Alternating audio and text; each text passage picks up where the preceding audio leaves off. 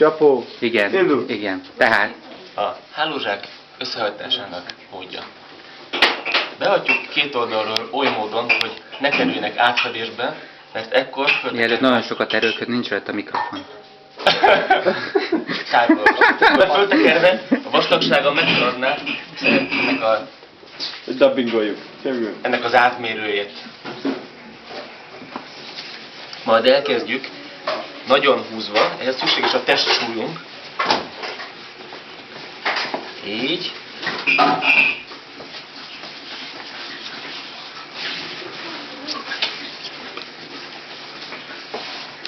Közben mondjad, kommentáljad.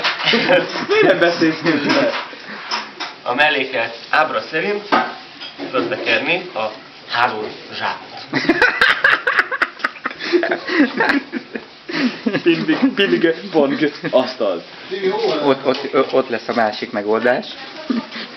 A kevésbé precízebb. Szinkronban tudatnám én is az enyémet. Elteszed? Az más technika, mert az tollal vélet.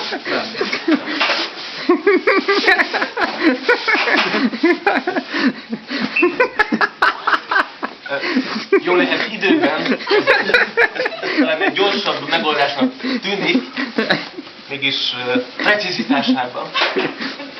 És másik versenyző nem beszél egy hangot se. Kész. A nyelv hallatszik közben.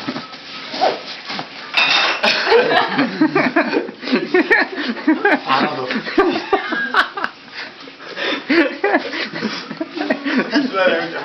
Ezt eltesszük mondjuk ide, és el kell érte jönni, akkor már meghalt, nem? Igen, légy szíves, még így meghalt.